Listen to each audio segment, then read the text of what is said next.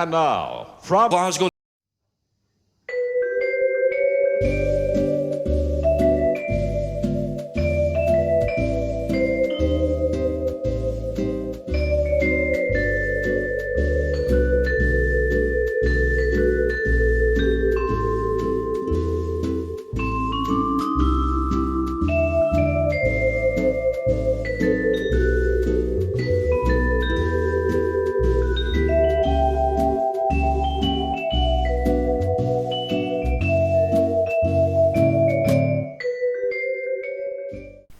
So hello there, welcome to the third and final part of the Lego Concorde.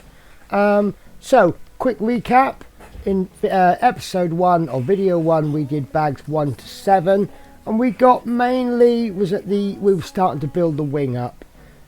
In video 2, which was we went slightly unusual with the numbering with the bag system. Instead of doing bags 8 to 14, we did bags 8 to 13. And then we also did the final bag, which was the stand. And I've got to be honest with you guys, I am impressed with that. I think that's a wonderful stand. And you know, I've just put Concorde on the floor and the undercarriage has given way. But that's okay. The reason the undercarriage gave way was it wasn't fully open. Sorry guys, please forgive me. So yeah, we've got this wonderful stand. And it's absolutely amazing. There is not a single stud showing on it. It actually looks, if you sort of take it from a slight distance, it actually looks like it was a purpose made stand. So yeah, after the next video we have completed pretty much the bulk of the Concorde. It's definitely recognisable as Concorde. I'm actually going to take these yellow blocks off because they're not needed anymore. So in this video we're going to build the 2 engines which are going to sit underneath the wing. We're going to build the tailplane and we're going to finish the cockpit. And many of you may remember from the first video we had this paper bag, and in the paper bag it contains a cockpit screen which we will be using in this video. So without further ado, let's go camera down. So unfortunately my desk is a bit messy and the model has become so big, I do need quite a lot of space. So you will see a little bit of clutter, for which I do apologise. But you know, when you do something big you need a big desk. So let's get on with bag 14.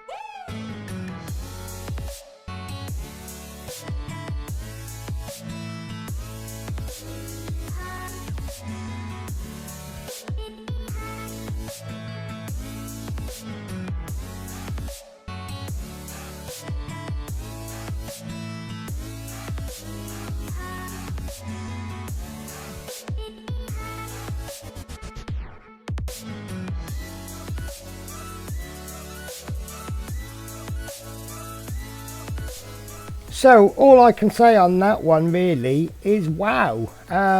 As I was building it, I was kind of thinking, well, how the hell is this going together? You know, looking at how the pieces are going to be constructed. These engines are a little tiny bit loose, but they are very nice, look. So yeah, so let's get on with the next build. 2 spare pieces left there. I think you can pretty much guess what's coming next, and that's the engine on the other side. So I'll see you in a moment.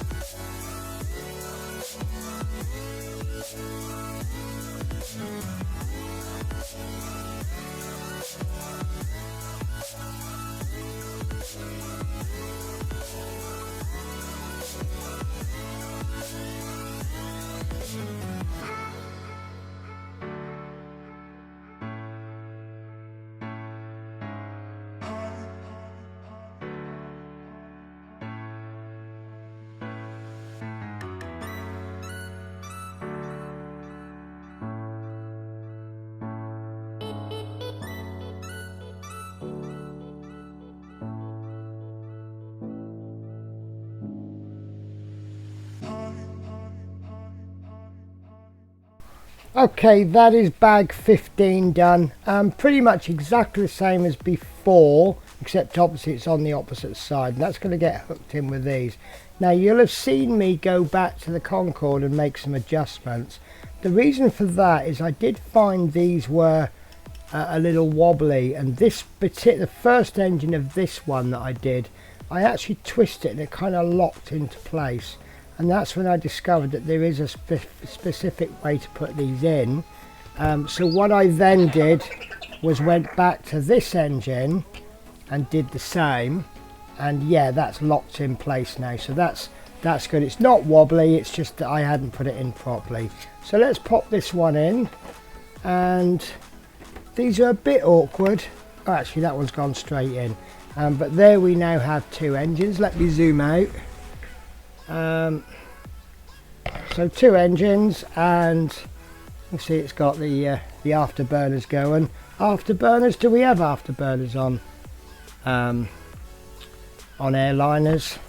But it's certainly got the engines are running. Right, so I believe the next 2 or 3 bags are all about the front end. So I reckon we should crack on.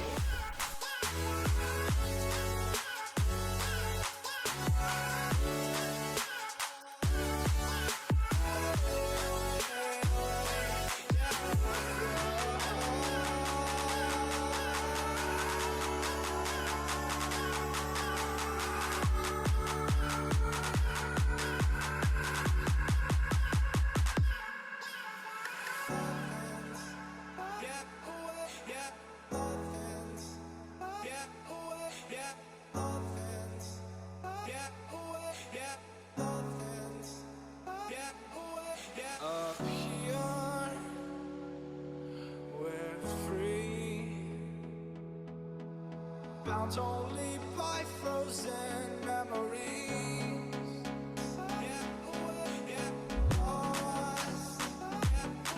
It's fine. Racing on these broken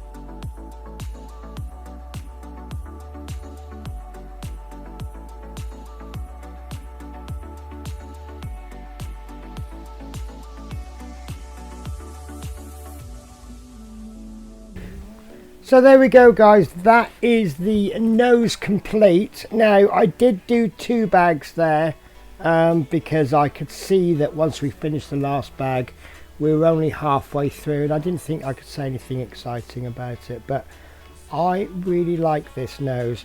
Now, from the mechanism, I was under the impression something was going to happen with the front nose, but it obviously isn't. Not that it needs to. Do you need to? I mean, I think the undercarriage is the only thing that's going to do anything. And do you need to control that from 2 places? I love this droopy nose. Now, when I'd seen it in the shop, I'd seen it with the undercarriage down and the nose up, and I remember saying to the manager, "Don't like that." I said, and I went, "Oh, that's it. It's perfect." You've even got, I don't know if you can see them, you've got these little fins on the side, so it's just so many details. Now this bit there is it is actually something. Let me find it. These panels are static ports providing static air pressure data to the aircraft. So yeah, right, so all we've got left now is 3 bags and we've got a tail, so I believe we're going to bring this bit out, which will then we can use that for the undercarriage, and then we'll finish with the tail, and then that should be the model finished, and I can see if I can criticize it or praise it.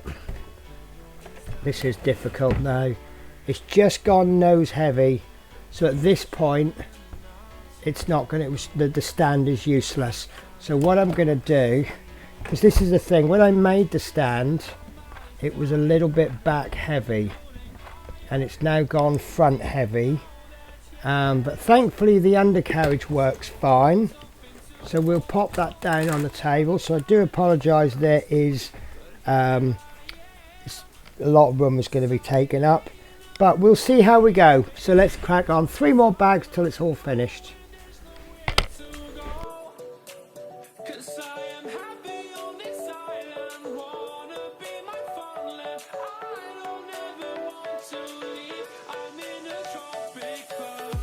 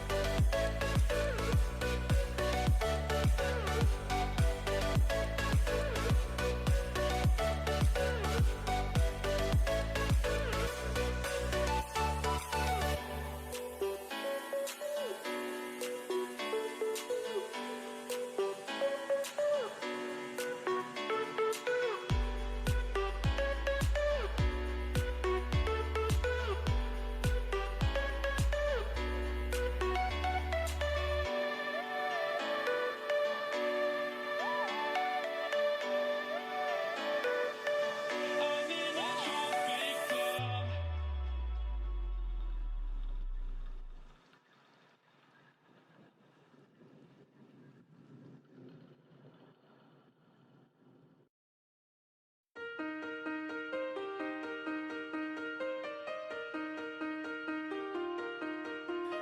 I've come from far away. Take me home, back to yesterday. With you, I wanna stay. Hold my heart, keep my love contained. I came so close to being there. My hopes are looking up, but can't see that far. When I sleep without your sky, but the night is calling, the night's calling me. I don't wanna fight, and my city's drifting away. No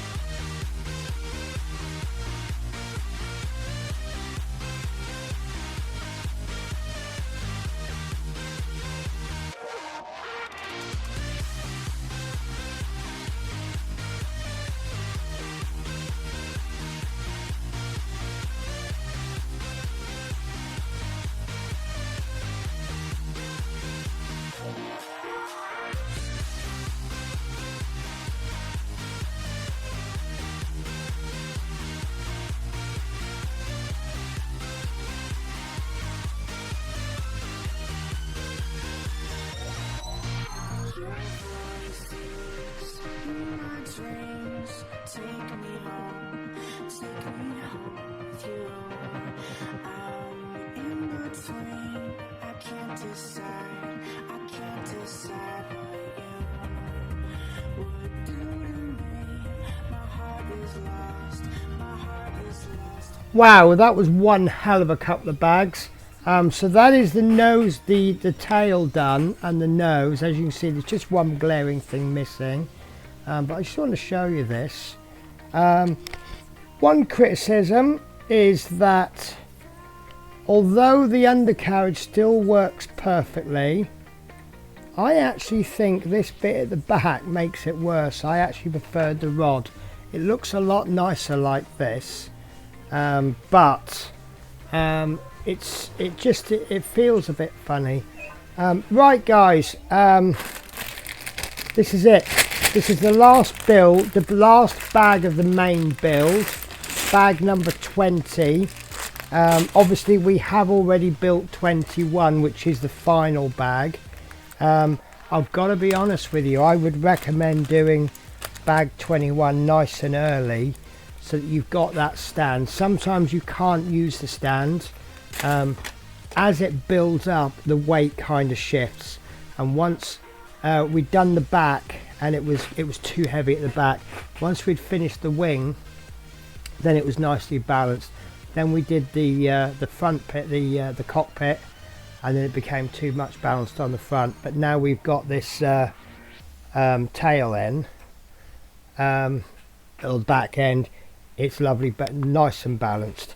Right guys, actually this is not just the tail, these are the flaps as well.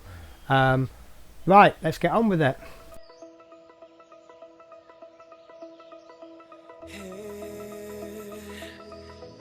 In the wake of dawn, I see you shine. When I feel that heartbeat, I fly so much higher, fly so much higher, fly so much higher, fly so much higher. Sky lines and clouds are below us now. Sky dive back down. Oh, take my hand, don't let go. Skyward bound.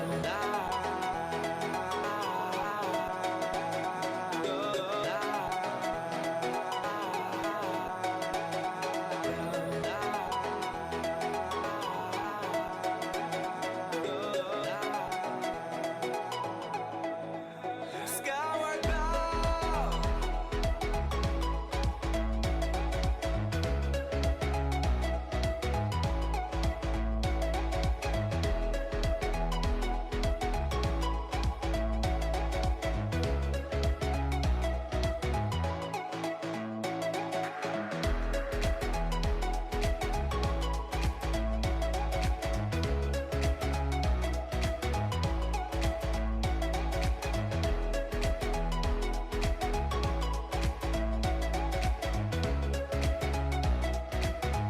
Skyward bound. We'll never touch the ground, never touch the ground. We are skyward bound. Right, it's finished guys. Wow is all I can say. Attention to detail is amazing. You got this little bit there, and you've got another one under there. That is amazing. The wing flaps, yeah, okay, they're okay. I mean, obviously we'll have them down. I believe we'll have them down because the natural pose of the stand is that it's coming into land, which means I'm going to have my nose down. Yeah, I really like it. I think, do you know what? One thing I was thinking, oh, you have this wheel. It's a funny little wheel here. It is a manual thing. Apparently what this wheel is for is because of the height of it and the engine's right at the back you run the risk of hitting the tail on the ground. So that wheel just comes out just so that it just stops it from going up too much or something like that. I don't understand, but absolutely fantastic. Now, one thing that crossed my mind while I was building this is a lot of people's comments are Lego is so expensive, and yes it is. This was in the region of £200, 180, 100 and something like that. It might have been 169, but it was in that ballpark. I can't remember buying it now.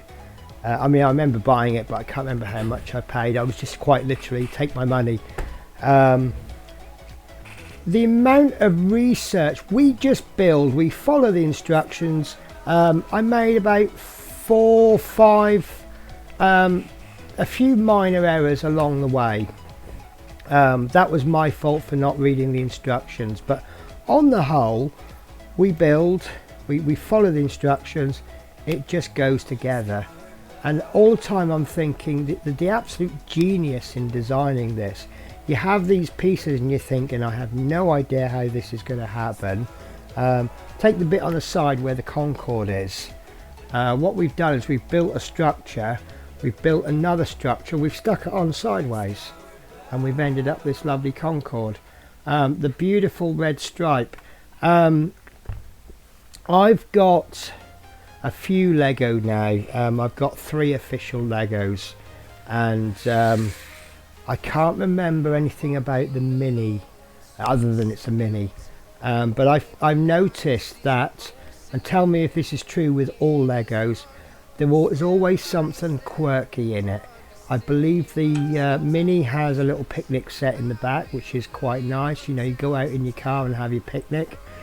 The Route Master that I've done, that was good. That had a little sticker that you put on one of the seats and it makes the seat look scuffed. But the quirk,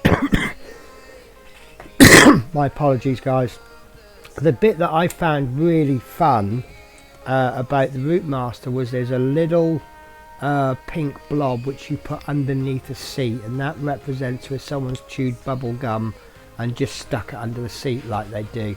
Absolutely gross, but it's just one of those things. For me, the quirkiness is this is coming off a lot nicer now. I think once you put it on and off a few times, I think because the new bricks, they really stick. But I love the fact that obviously you've got the seats, which is nice, but you've got 2 toilets. How fantastic is that? Loving the engines. That looks really nice. Maybe because they are orange, this isn't landing, it's taken off. I don't know, because I would have said if the afterburners are on, it's not landing, is it? Because it's going to be building up too much speed. But absolutely fantastic build. Only one criticism, and I cannot imagine how they could have done it any different. Obviously, you know, as you're building, and you probably saw it as I was building, there were bits that were literally held on by one stud, and they keep falling off, and there's just no strength. And then as you build it up, it adds the strength, and now this thing is rock solid. The only bit that's not rock solid is the tail. It's held on by one row of studs. Also, it's a really nice touch, and I wouldn't want to see them change it. So I'm just trying to get this tail back on. These little fins, I've already knocked that one off. There we go, that bit there. I've already knocked it off once as I was building, so that's probably going to get knocked off. There is a slight gap where the cockpit starts to, don't know if I can show you the gap, but it's just about there. I can't see any other way of doing it, and there are a few little studs showing, which, and this, I don't understand this. Should there be something on the top of the wing? Because there's a big row of studs showing. I think they are meant to be there, because if you look at the the instructions. There they are. So but I'm absolutely blown away with this kit. It's not high functionality, you know. It's got the nose that comes down, it's got the undercarriage, but do you know what, I think that's enough. Anyway guys, that is it. So it's also the small touches. I said before about the livery, it's a little bit prototypey for me, because I believe that's what they did when they had the prototype. But if you had British Airways, because remember, Lego's not an English company. If you had the British Airways, a lot of people could complain, oh, I didn't want British, I'd rather have had the Air France. And if you had the Air France, then everyone could have said, oh, we should wanted the British Airways one. What would the Americans have wanted? I don't know, because obviously you had, I believe you had two flights. You had the British Airways used to do London to New York, and then Air France would do Paris to New York. So obviously New York would get both airlines, whereas London and Paris would only get the one.